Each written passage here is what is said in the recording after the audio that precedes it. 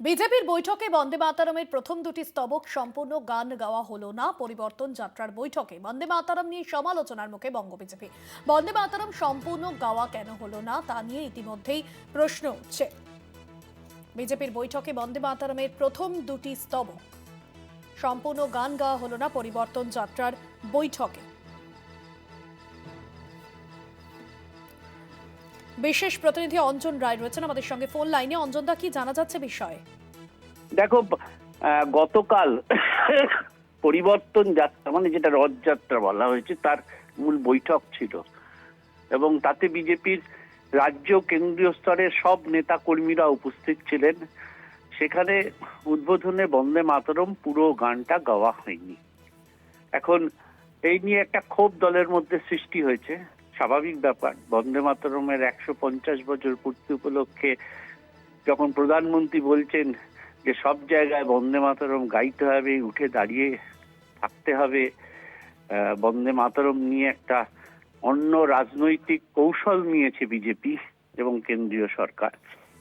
এই সময় দাঁড়িয়ে রাজ্য বিজেপির একটি অনুষ্ঠানে বন্দে মাতরম পুরো না গাওয়াটা অনেকেই আশ্চর্য হয়েছেন। এখন রাজ্য সভাপতির সঙ্গে আমরা যোগাযোগের চেষ্টা করেছিলাম, তাকে পাওয়া যায়নি, এবং অন্য যারা জেনারেল সেক্রেটারি ছিলেন তাদের সঙ্গে যোগাযোগের চেষ্টা করেছিলাম, কিন্তু পাওয়া যায়নি। তবে বিজেপি দলের পক্ষ থেকে জানানো হয়েছে যে এরকম কোনো ঘটনা তাদের জানা নেই।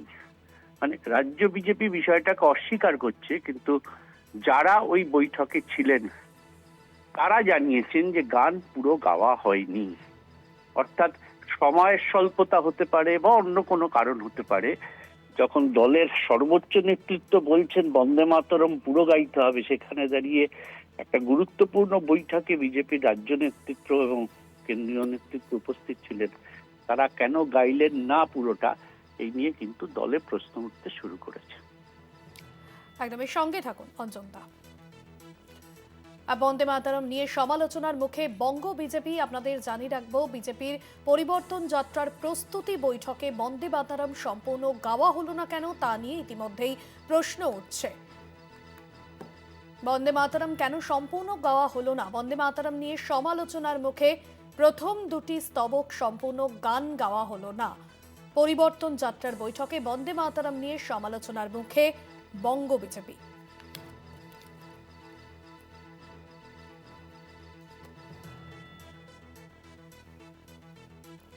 বন্দে মাতরম সম্পূর্ণ গাওয়া কেন হলো না তা নিয়ে ইতিমধ্যেই প্রশ্ন উঠছে।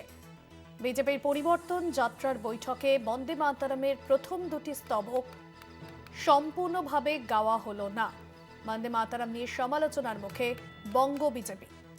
বন্দে মাতরম সম্পূর্ণ গাওয়া হলো না কেন তা নিয়ে ইতিমধ্যেই প্রশ্ন উঠছে।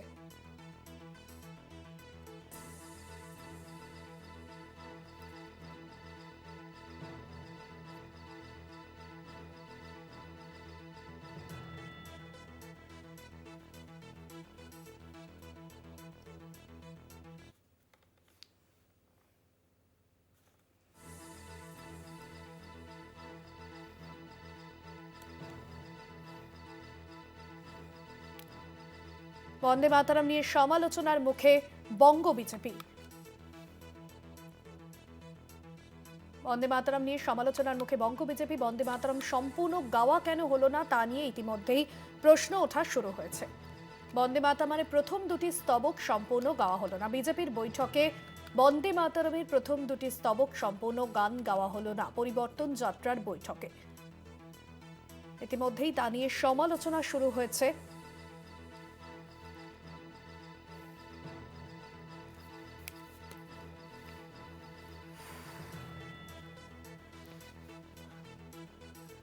বন্দে মাতরম নিয়ে এখানে নরেন্দ্র মোদী তিনি এর আগেও বারবার বলেছিলেন যেখানে কম্পালসারি গান গাওয়া, সেক্ষেত্রে বিজেপির বৈঠকে এই গানের 2 লাইন গাওয়া হলো। তৃণমূল নেতা জয়প্রকাশ মজুমদার রয়েছেন ফোন লাইনে। জয়প্রকাশ বাবু, যেখানে নরেন্দ্র মোদী তিনি যেখানে এর আগেই বলেছিলেন যে এই গান গাওয়া কম্পালসারি, সেখানে বিজেপির পরিবর্তন যাত্রার বৈঠকে 2 লাইন গাওয়া হলো, আবারও কি এটা অবমাননা হলো? শুনুন, এরা জীবনে কোনোদিন দেশাত্মবোধক গান শোনেনি, গান করেনি, বন্দে মাতরম ধ্বনি দিয়ে ব্রিটিশের বিরুদ্ধে আন্দোলন করেনি।